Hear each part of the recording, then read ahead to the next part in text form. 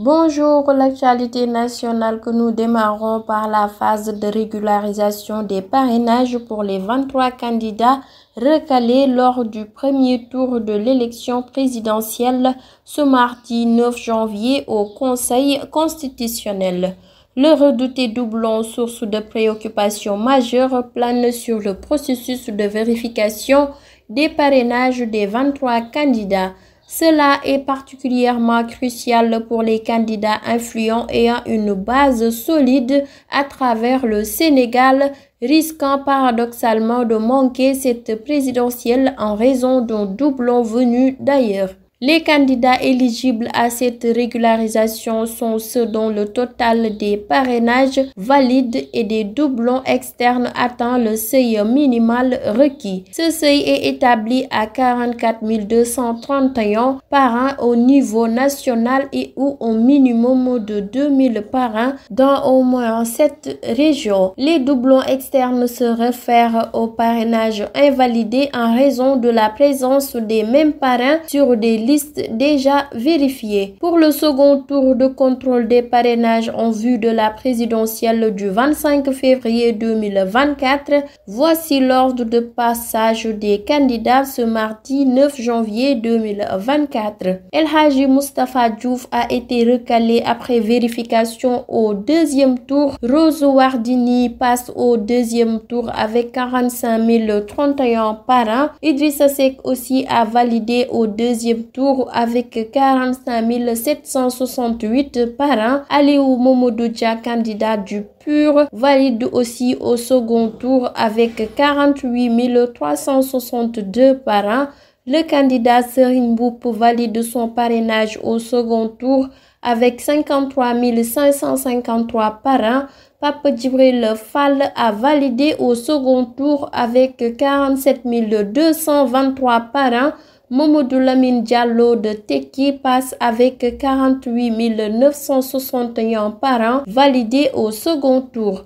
Mohamedou Boun Abdallah Dionne a validé au second tour 47 778 parrains. El Hadji Malick Gakou a validé aussi sa candidature avec 54 520 parrains. Les candidats Aliou Kamara et Pape Momar Ngom n'ont pas déposé leur dossier de régularisation. À 14h30 vont passer Aly Ngouille Ndiaye, Serigne Gueye Diop, Souleymane Ndéné Ndiaye, Abdoul Mbaye, Aminata Touré, El Hadji Mamadou Diawo, Amadou Seck, Bassirou Diomaye Diakhar Faye, El Hadji Abdourahmane Diouf, Bougane Gueye, Amadou Ly, Thierno Alassane Sall. Il est à noter que sur les 93 dossiers de candidature, seuls 9 ont passé avec succès le premier tour, prenant Boubacar Camara, Déthié Fall, Cheikh Tidiane Dièye, Amadou Ba, Anta Babacar Ngom, Habib Sy, Karim Wade, Khalifa Sall et le professeur Daouda Ndiaye. 62 candidats ont été recalés, renseigne CNews. À l'invitation des autorités sénégalaises, l'Union européenne a décidé de déployer une mission d'observation électorale au Sénégal pour y scruter le déroulement de l'élection présidentielle du 25 février 2024. Josep Borrell, autre représentant de l'Union pour les affaires étrangères et la politique de sécurité, a nommé Malin Bjork, députée au Parlement européen, comme observatrice en chef de cette mission. L'équipe cadre de la mission d'observation électorale, composée de 9 analystes, arrivera à Dakar vers la mi-janvier. L'équipe restera dans le pays jusqu'au terme du processus électoral. Elle élaborera alors un rapport final et des recommandations pour des possibles réformes. Peu après son arrivée, l'équipe cadre sera rejointe par 32 observateurs de longue durée qui seront déployés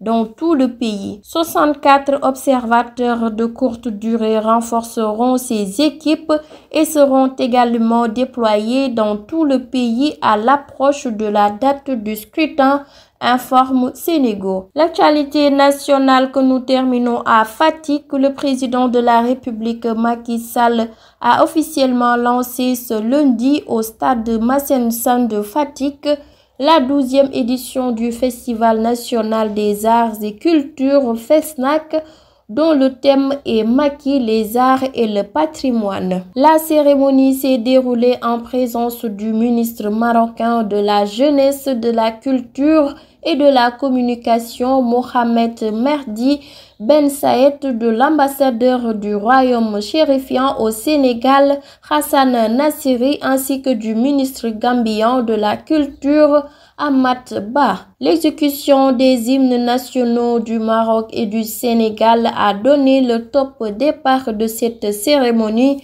de lancement officiel à laquelle ont pris part la première dame Marième Faye Sall, le premier ministre Amadou Ba ainsi que plusieurs membres du gouvernement sénégalais. Un livre intitulé Les mélanges retraçant la vie et l'œuvre du chef de l'État a été présenté au public venu nombreux. La 12e édition du FESNAC prend fin vendredi, renseigne la paix. C'était tout pour l'actualité nationale. Place maintenant à l'actualité internationale.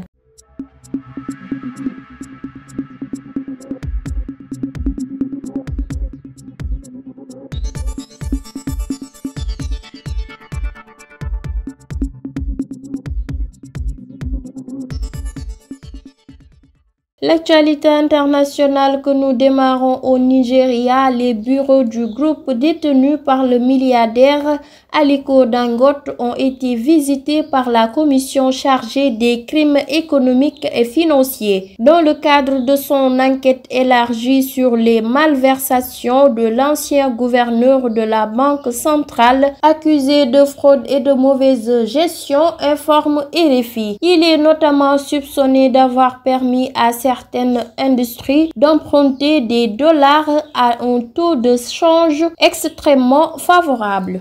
Au Niger, Salem Mohamed Bazoum, le fils du président déchu du Niger, est libre de ses mouvements. Le tribunal militaire qui le maintenait en détention préventive a signé ce lundi 8 janvier dans l'après-midi son attestation de mise en liberté provisoire, renseigne RFI. Selon le ministre nigérian de la Justice, Salem Mohamed Bazoum a atterri à Lomé en compagnie du ministre togolais des Affaires étrangères arrivé à Niamey en catimini pour la circonstance.